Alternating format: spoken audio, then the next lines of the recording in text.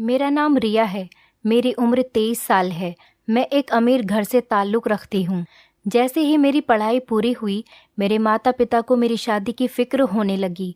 मुझे इस बात से कोई परेशानी नहीं थी, क्योंकि ये तो दुनिया की रीत है। हर लड़की को अपने माता पिता का घर छोड़कर पिया के घर जाना ही होता है, और हर माता पिता की तरह उन्हें भी मेरी शादी की फ़िक्र थी, जिसकी वजह से मेरे लिए हमारे ही स्टेटस का लड़का ढूंढा जाने लगा। मैं अपने माता पिता की इकलौती बेटी थी। मैं उनसे दूर होना नहीं चाहती थी, मगर हर लड़की की तरह मुझे भी शादी करनी ही थी। लेकिन मेरे लिए जो भी रिश्ता आता, माँ और पिताजी हमेशा उसमें कोई ना कोई कमी निकाल देते और रिश्ते को मना कर देते थे। अब तो मैं खुद बहुत ज़्यादा परेशान हो गई थी कि अब क्या होगा। पिताजी हर रिश्ते से इनकार कर देते हैं। हमारे पड़ोस में एक औरत रहती थी, उनका यही काम था, वो लोगों के रिश्ते करवाती थी। एक दिन वो हमारे घर आईं, तब मेरी माँ ने भी उनसे मेरे लिए अच्छे घराने का रिश्ता ढूंढने के लिए कहा। और एक दिन पड़ोसन हमारे घर एक ऐसा रिश्ता लेकर आईं जो मेरे माता पिता को बहुत पसंद आया था। लड़के का खुद का कारोबार था। उसके घर में उसके माता पिता के अलावा कोई नहीं था। वो बस अपने माता पिता का इकलौता बेटा था।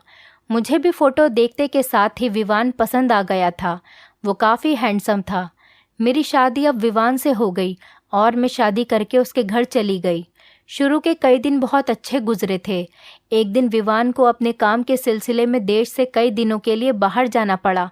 मैं उसकी वजह से थोड़ा उदास हो गई थी, लेकिन फिर विवान बाहर चले गए। दिन गुजरते जा रहे थे। मैंने घर के काम करना शुरू कर दिया, क्योंकि मैं घर में अकेली खाली बैठी क्या करती। एक दिन सुबह का समय था, जब हमारे घर का गार्ड हाथ में कुछ पकड़े हुए हॉल में घुसा आ रहा था। मैंने उससे पूछा, यहाँ क्यों आए हो? तो उसने मेरे आगे एक बॉक्स रख दिया। बोला, साहब के लिए एक पार्सल है। मैंने बॉक्स को देखा तो इस पर मेरे ससुर जी के नाम की स्लिप थी। मैं ये देखकर सोच में पड़ गई कि इस उम्र में ससुर जी को पार्सल कौन भेज सकता है। मैंने जब बॉक्स को खोलना चाहा तो मेरी सास ने आकर वो मुझसे ऐसे झपट लिया जैसे उनकी कोई चोरी पकड़ी जा रही हो। मैं ये देखकर हैरान थी। उनकी इस हरकत पर मैं सोच में पड़ गई। वो मुझे बगैर कुछ कहे अंदर चली गईं और उनके पीछे पीछे ससुर जी भी अंदर कमरे में चले गए और दरवाजे को अंदर से बंद कर लिया। मैं अपनी नज़रों को झुकाते हुए वापस अपने काम में लग गई। मैंने उस पर इतना ध्यान नहीं दिया था। रात हो गई तो मैं सो गई, मगर मेरा दिमाग जो था वो बार बार सास और ससुर की तरफ जा रहा था। न जाने उस बॉक्स में ऐसा क्या था जो मेरी सास ने मुझसे ऐसे खींचा था, और वो थोड़ा घबराई हुई भी थी। सुबह हुई तो मैं आंगन में आकर बैठ गई। जब मैंने ससुर को बाहर आते देखा तो मैं हैरानगी से उनकी तरफ देखने लगी। वो अपने ऊपर एक चादर ओढ़े हुए थे और उस चादर में न जाने क्या छुपा रहे थे, या फिर मुझे ऐसा लग रहा था क्योंकि उनका एक हाथ चादर के अंदर था। मगर हैरानी की बात ये थी कि उनकी टांगों में हमेशा बहुत दर्द रहता था। उनसे ठीक से चला भी नहीं जाता था। मगर आज ऐसे में वो कहाँ गए थे और ऐसी कौन सी बात थी जो वो बाहर निकले और नौकर तक को नहीं बताया था। मैं आगे बढ़ी और सोचा कि चलो उनसे पूछ लूं कि उन्हें किसी चीज़ की कोई ज़रूरत तो नहीं, मगर उन्होंने मेरी बात का साफ इनकार कर दिया। और मैं हैरान तब रह गई कि जैसा कल हुआ था बिल्कुल वैसा ही आज हुआ। ससुर और सास दोनों अपने कमरे में चले गए। मैं उनके पीछे कमरे तक गई थी कि सास ने दरवाज़ा मेरे मुंह पर बंद कर दिया। मैं हैरानी से ये सब कुछ देख रही थी। मैं कान लगाकर सुनना चाहती थी कि अंदर क्या बात हो रही है, मगर मुझे अंदर सिर्फ शोर ही सुनाई दिया। मैं हैरान थी कि अंदर तो सास और ससुर सिर्फ 2 लोग थे, फिर इतना शोर क्यों आ रहा था। उसके बाद मैं अपने कमरे में चली गई।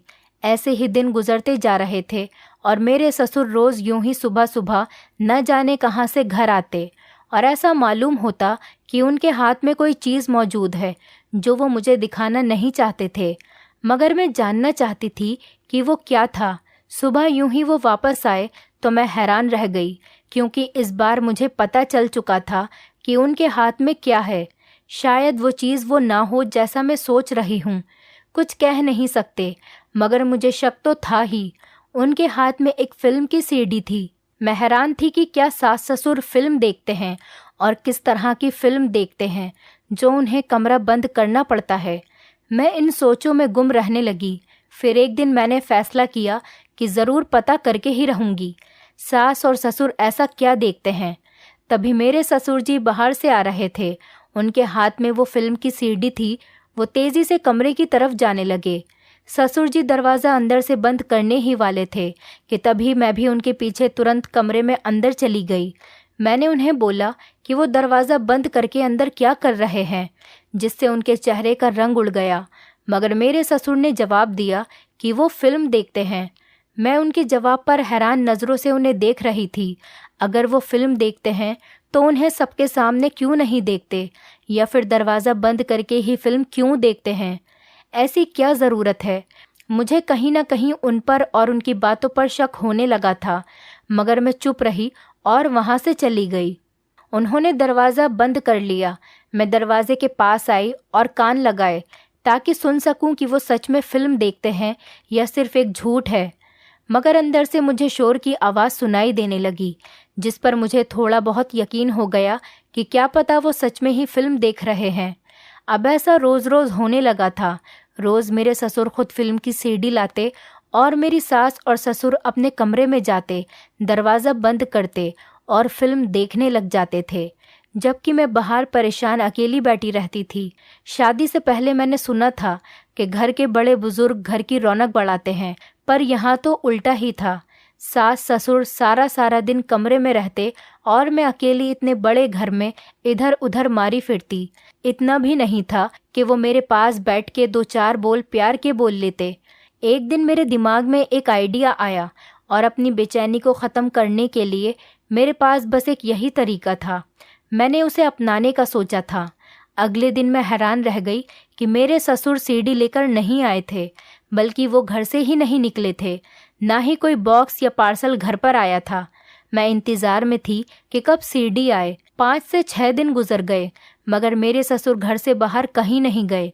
मैंने बातों बातों में उनसे पूछा तो वो कहने लगे कि तुम तो जानती ही हो बेटा, मेरी टांगों में कितना दर्द रहता है, इसीलिए वो बाहर नहीं जा सके।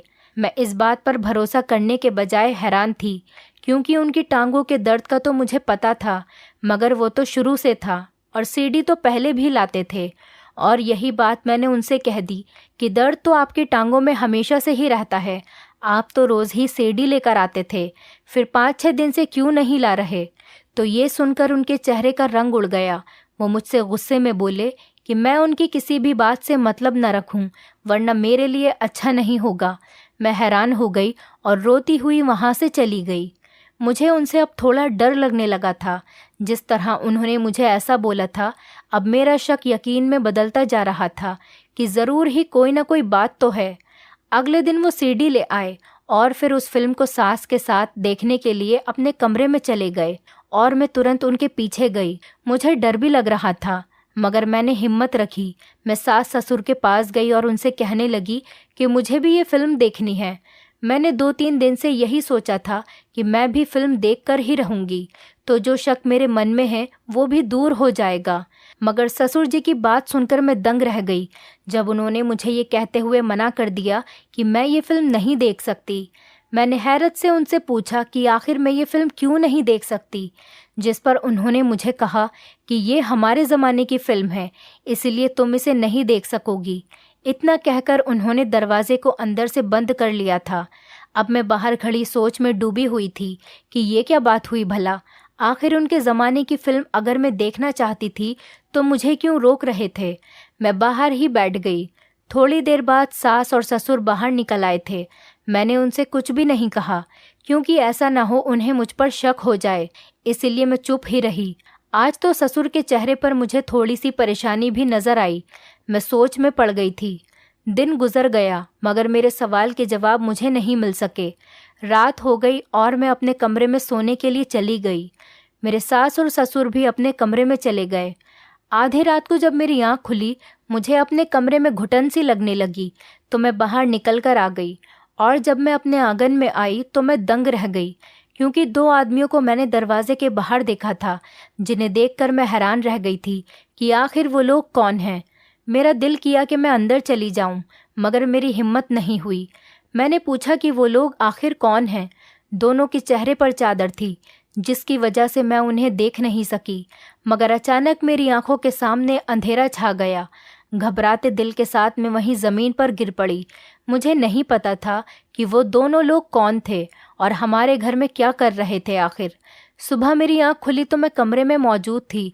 मुझे सर में बहुत तेज़ दर्द हो रहा था और मैं ये सोच रही थी कि मैं कमरे में कैसे आई। मुझे कुछ भी याद नहीं था।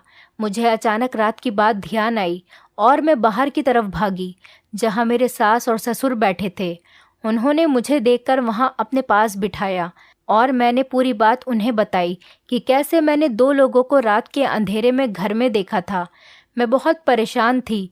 उनकी बात सुनकर मैं थोड़ा शर्मिंदा हो गई।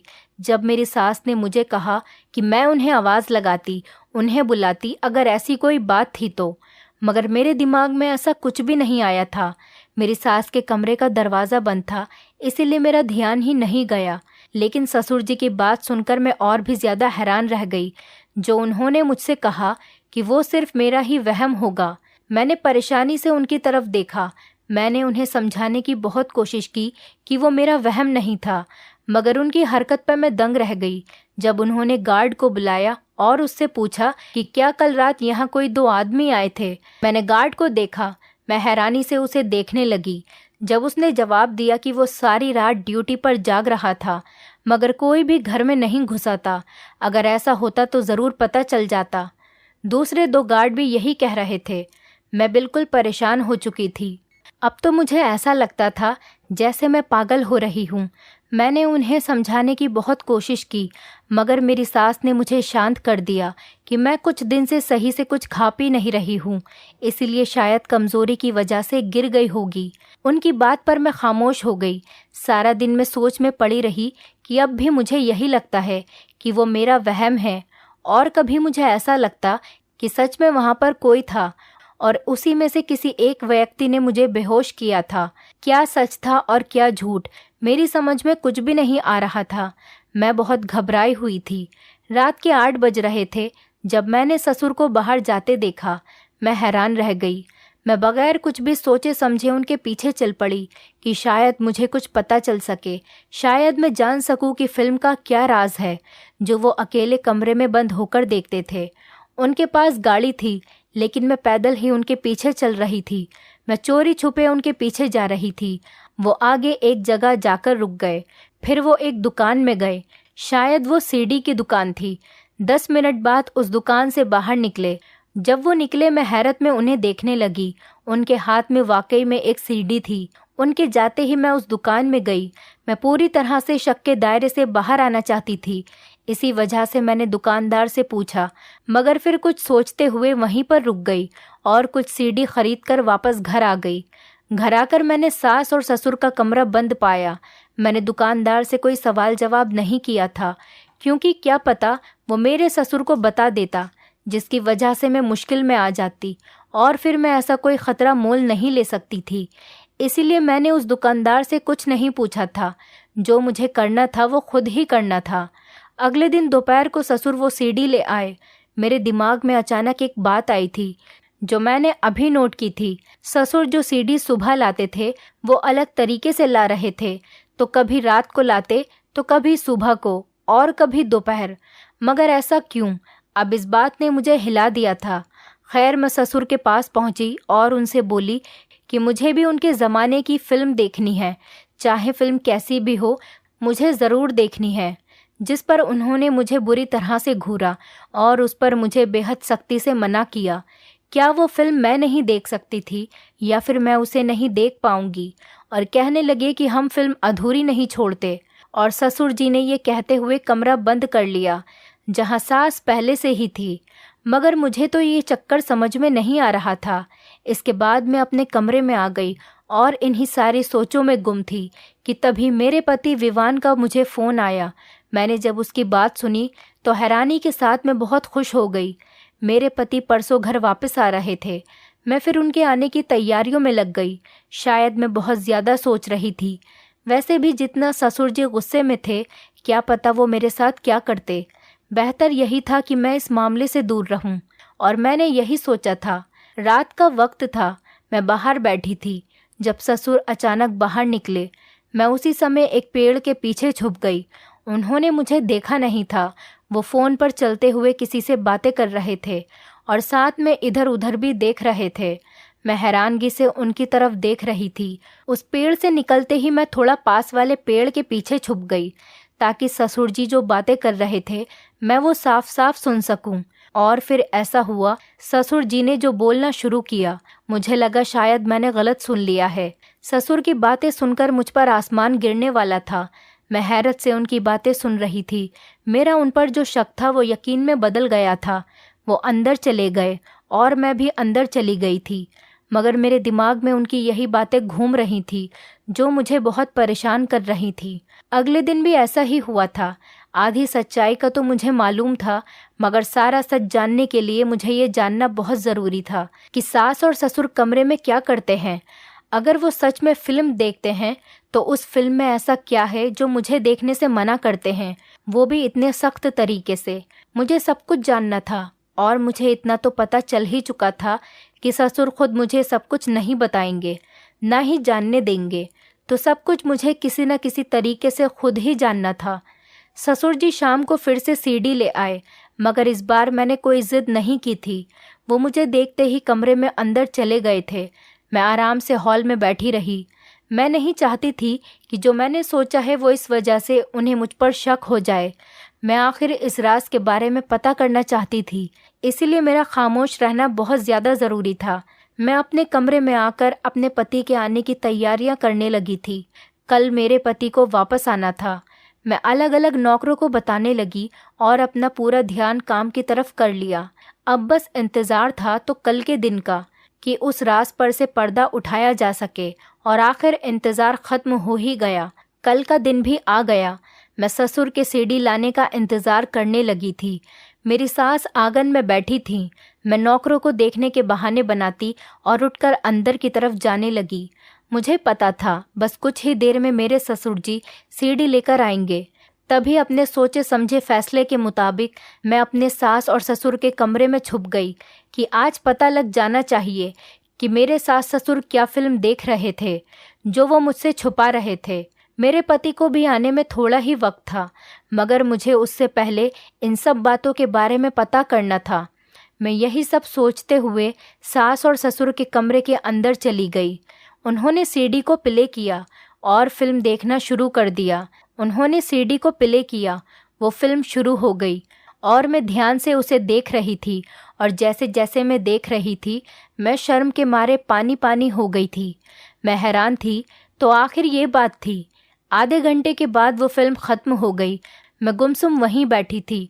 मुझे पता नहीं था कि अगर सास और ससुर को मेरे यहाँ होने के बारे में पता चल गया तो मेरे साथ वो क्या करेंगे। मैं अपने प्लान का इंतज़ार करने लगी। 5 ही मिनट गुजरे थे जब उनके दरवाजे पर दस्तक हुई। उन्होंने जब दरवाज़ा खोला तो वो दंग रह गए और मैं भी उसी वक्त उठकर बाहर की तरफ भागी। मुझे अपने कमरे से बाहर आता देखकर वो हैरत में पड़ गए। सास और ससुर को इस बात का पता चल गया था, तभी मुझे गुस्से से घूर रहे थे। मैंने उनसे कहा कि वो खुद अपनी कहानी बताएं बजाय इसके कि मैं बताऊं। मेरी बात पर वो हैरत में थे। जब पुलिस ने सख्ती की तो वो राज़ी हो गए। तब तक मेरा पति भी आ चुका था। वो भी हैरान था। जब मेरे ससुर ने बोलना शुरू किया, उन्होंने कहा, हाँ, हमने ये सब कुछ किया है। हम लोग एक गैंग के लीडर थे। हमारे साथ 2 और आदमी थे। हम सालों से इस काम में हैं और इसे अंजाम दे रहे हैं। हमारा काम लड़कियों को अगवा करना है और हमने कई लड़कियों को बाहर के देशों में भेजा है।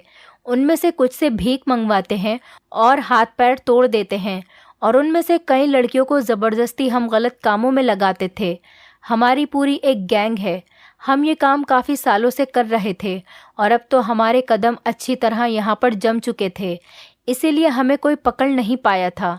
हमारा रोज़ का काम कैसा चल रहा है, इसको जानने के लिए हम सीडी को ग्राहक की तरह एक दुकान से खरीदते और फिर उस सीडी को देखते। कोई गलती होती तो कॉल करके बता देते थे। हमें कोई पकड़ नहीं पाया था आज तक।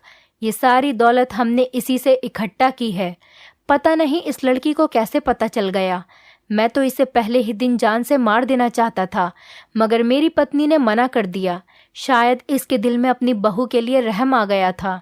और इसके पहले मैं इसका कोई और बंदोबस्त करता, इससे पहले ही ये हम तक पहुंच गई।